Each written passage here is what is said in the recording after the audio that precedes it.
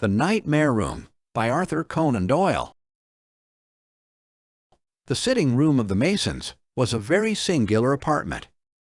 At one end, it was furnished with considerable luxury. The deep sofas, the low, luxurious chairs, the voluptuous statuettes, and the rich curtains hanging from deep and ornamental screens of metalwork made a fitting frame for the lovely woman who was the mistress of the establishment. Mason, a young but wealthy man of affairs, had clearly spared no pains and no expense to meet every want and every whim of his beautiful wife. It was natural that he should do so, for she had given up much for his sake. The most famous dancer in France, the heroine of a dozen extraordinary romances, she had resigned her life of glittering pleasure in order to share the fate of the young American whose austere ways differed so widely from her own. In all that wealth could buy, he tried to make amends for what she had lost. Some might perhaps have thought it in bad taste had he not proclaimed this fact, had he not even allowed it to be printed, but save for some personal peculiarities of the sort, his conduct was that of a husband who has never, for an instant, ceased to be a lover. Even the presence of spectators would not prevent the public exhibition of his overpowering affection. But the room was singular. At first it seemed familiar, and yet a longer acquaintance made one realize its sinister peculiarities. It was silent, very silent. No footfall could be heard upon those rich carpets and heavy rugs. A struggle, even the fall of a body, would make no sound. It was strangely colorless, also, in a light which seemed always subdued. Nor was it all furnished in equal taste. One would have said that when the young banker had lavished thousands upon this boudoir, this inner jewel case for his precious possession, he had failed to count the cost, and had suddenly been arrested by a threat to his own solvency. It was luxurious where it looked out upon the busy street below. At the farther side, it was bare, Spartan, and reflected rather the taste of a most ascetic man than of a pleasure-loving woman.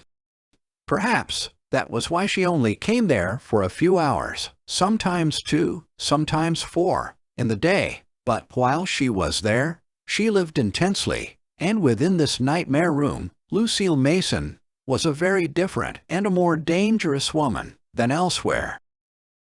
Dangerous, that was the word. Who could doubt it, who saw her delicate figure stretched upon the great bare skin which draped the sofa? She was leaning upon her right elbow, her delicate but determined chin resting upon her hand, while her eyes, large and languishing, adorable but inexorable, stared out in front of her with a fixed intensity which had in it something vaguely terrible.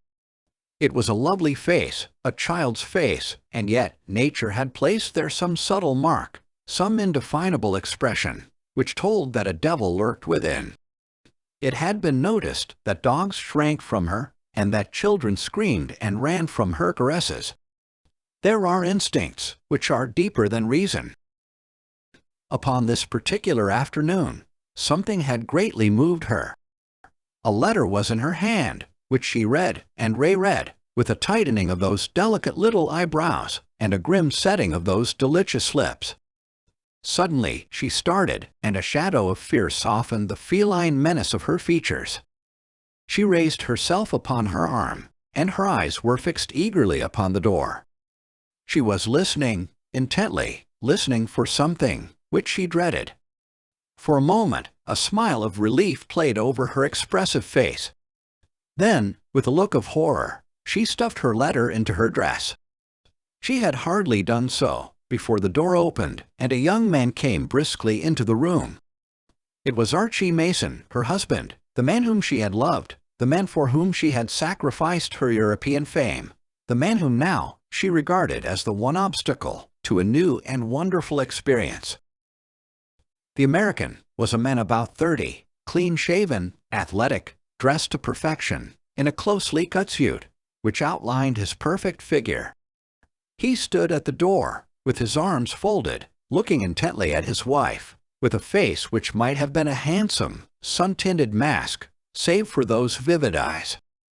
She still leaned upon her elbow, but her eyes were fixed on his. There was something terrible in the silent exchange. Each interrogated the other, and each conveyed the thought that the answer to their question was vital. He might have been asking, "What have you done?" She in her turn seemed to be saying, "What do you know?" Finally he walked forward, sat down upon the bare skin beside her, and taking her delicate ear gently between his fingers, turned her face towards his. "Lucille," he said, "are you poisoning me?" She sprang back from his touch with horror in her face and protests upon her lips. Too moved to speak, her surprise and her anger showed themselves, rather in her darting hands and her convulsed features. She tried to rise, but his grasp tightened upon her wrist. Again he asked a question, but this time it had deepened in its terrible significance. "Lucille, why are you poisoning me?" "You are mad, Archie." "Mad," she gasped. His answer froze her blood. With pale parted lips and blanched cheeks, she could only stare at him in helpless silence, whilst he drew a small bottle from his pocket and held it before her eyes. "It is from your jewel case," he cried. Twice she tried to speak and failed. At last, the words came slowly, one by one, from her contorted lips. "At least I never used it." Again, his hand sought his pocket. From it, he drew a sheet of paper, which he unfolded and held before her. "It is the certificate of Dr. Angus. It shows the presence of 12 grains of antimony. I have also the evidence of Duval, the chemist who sold it." Her face was terrible to look at. There was nothing to say.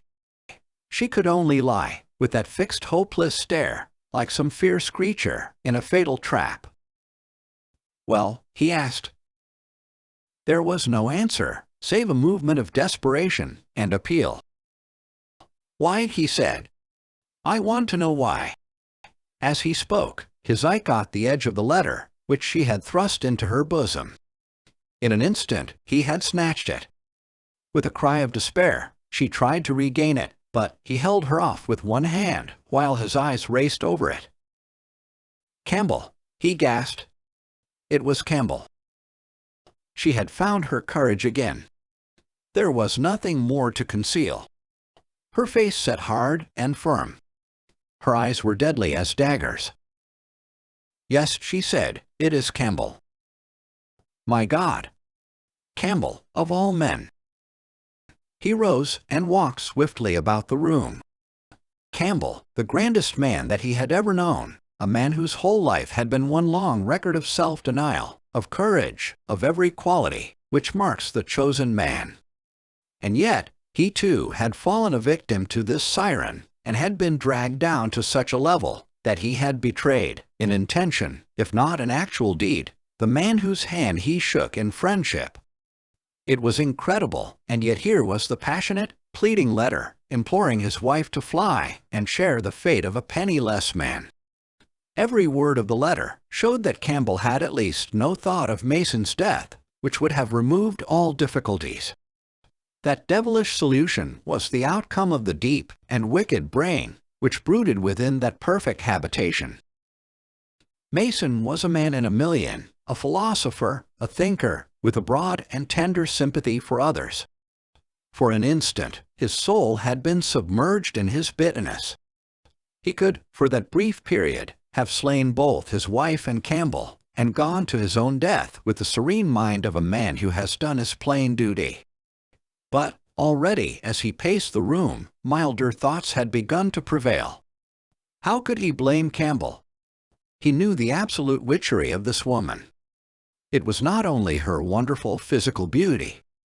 She had a unique power of seeming to take an interest in a man, in writhing into his inmost conscience, in penetrating those parts of his nature which were too sacred for the world, and in seeming to stimulate him towards ambition, and even towards virtue. It was just there that the deadly cleverness of her net was shown. He remembered how it had been in his own case. She was free then, or so he thought, and he had been able to marry her. But suppose she had not been free? Suppose she had been married? And suppose she had taken possession of his soul in the same way? Would he have stopped there? Would he have been able to draw off with his unfulfilled longings? He was bound to admit that with all his New England strength, he could not have done so. Why then should he feel so bitter with his unfortunate friend who was in the same position? It was pity and sympathy which filled his mind as he thought of Campbell. And she? There she lay upon the sofa, a poor broken butterfly, her dreams dispersed, her plot detected, her future dark and perilous. Even for her, poisoner as she was, his heart relented. He knew something of her history. He knew her as a spoiled child from birth, untamed, unchecked, sweeping everything easily before her, from her cleverness, her beauty, and her charm. She had never known an obstacle. And now one had risen across her path, and she had madly and wickedly tried to remove it. But if she had wished to remove it, was not that in itself a sign that he had been found wanting, that he was not the man who could bring her peace of mind and contentment of heart? He was too stern and self-contained for that sunny, volatile nature. He was of the North, and she of the South, drawn strongly together for a time by the law of opposites, but impossible for permanent union. He should have seen to this. He should have understood it. It was on him, with his superior brain, that the responsibility for the situation lay. His heart softened towards her, as it would to a little child, which was in helpless trouble. For a time he had paced the room in silence, his lips compressed, his hands clenched, till his nails had marked his palms. Now, with a sudden movement, he sat beside her, and took her cold and inert hand in his. One thought beat in his brain. Is it chivalry, or is it weakness? The question sounded in his ears, it framed itself before his eyes, he could almost fancy that it materialized itself, and that he could see it in letters, which all the world could read. It had been a hard struggle, but he had conquered. "You shall choose between us, dear," he said. "If really you are sure you understand that Campbell could make you happy as a husband, I will not be the obstacle." "A divorce," she gasped. His hand closed upon the bottle of poison. "You can call it that," said he. A new strange light shone in her eyes as she looked at him. This was a man who had been unknown to her. The hard, practical American had vanished. In his place, she seemed to have a glimpse of a hero and a saint, a man who could rise to an inhuman height of unselfish virtue. Both her hands were round that which held the fatal phial. "Archie," she cried, "you could forgive me even that." He smiled at her. "You are only a little wayward Kitty, after all." Her arms were outstretched to him when there was a tap at the door, and the maid entered in the strange silent fashion in which all things moved in that nightmare room. There was a card on the tray. She glanced at it. "Captain Campbell." "I will not see him." Mason sprang to his feet. "On the contrary, he is most welcome. Show him up this instant." A few minutes later, a tall, sunburned young soldier had been ushered into the room. He came forward with a smile upon his pleasant features, but as the door closed behind him, and the faces before him resumed their natural expressions, he paused irresolutely, and glanced from one to the other.